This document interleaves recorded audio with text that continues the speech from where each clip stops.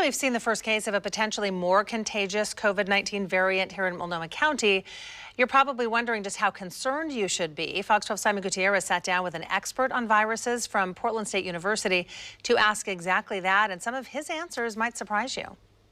The idea that a virus is mutated may sound scary, but the fact is that mutations are very common, and COVID-19 has been constantly evolving since the pandemic started. With all that in mind, we asked Dr. Ken Stedman, also known as the virus hunter, to share his thoughts.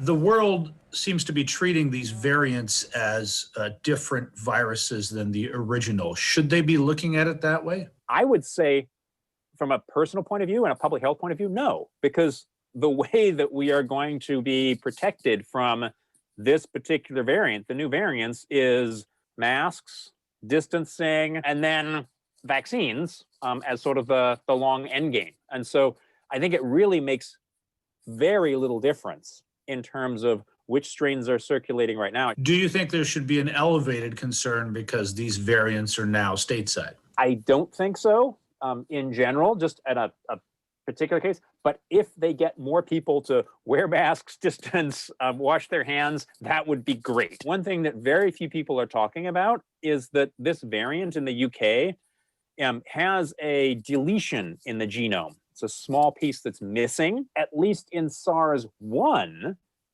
things that were missing that piece seem to actually have less pathogenicity, cause less disease.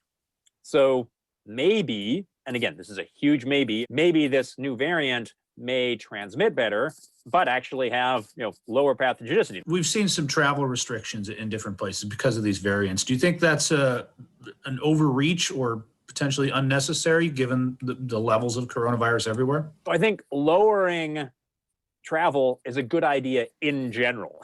I think relative to these particular variants, my feeling from that point of view is, you're trying to close the barn door after the horse is long gone. One good thing Stedman says is that the virus variants aren't big enough mutations that the COVID-19 vaccines will be ineffective against them. He says COVID-19 mutates much more slowly than the common flu. I'm Simon Gutierrez, Fox 12 Oregon.